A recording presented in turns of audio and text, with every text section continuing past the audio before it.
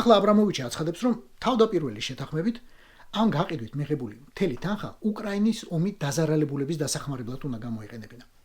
ბრიტანეთის მთავრობა კი აზუსტებს, დიახ, ოღონდ დაზარალებულებში მხოლოდ უკრაინელები იგულისხმებიან და არა მაგალითად ეგრეთ წოდებული სპეციალური სამხედრო ოპერაციის SVO-ს ინვალიდი რუსი სალდათებიო, რომლებიც ფართო გაგებით დიახ, ასევე დაზარალდნენ უკრაინაში. აბრამოვიჩს ეს განმარტება როგორც ჩანს არ მოსწონს. ეტყობა რაღაც სხვა გეგმები აქვს, ან ჰქონდა. და ეს არ ემთხვევა ბრიტანეთის გეგმებს. დღეს ბატონო სპიკერო, შემიძლია გამოვაცხადო, რომ გავცემთ ლიცენზიას ჩელსის საფეხბურთო კლუბის გაყიდვიდან მიღებული 2.5 მილიარდი ფუნტის გადარიცხვის შესახებ. აღნიშნული თანხა 2022 წლიდან გაყინულია. ჩემი გზავნილი ჩელსის ყოფილი მფლობელის რომან აბრამოვიჩის მიმართ ნათელია. დრო გადის, პატივიოცით თქვენს მიერ აღებულ ვალდებულებას და გადაიხადეთ ახლოვე.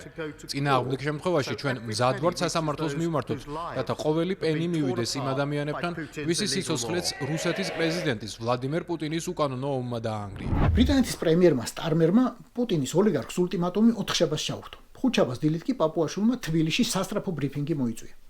ასეა. ხოცებს რუსის ოლიგარქების გასაჭირზე სისხლიანი ძრემლი უკვე გაჭინთვის გარეშე მოსდით.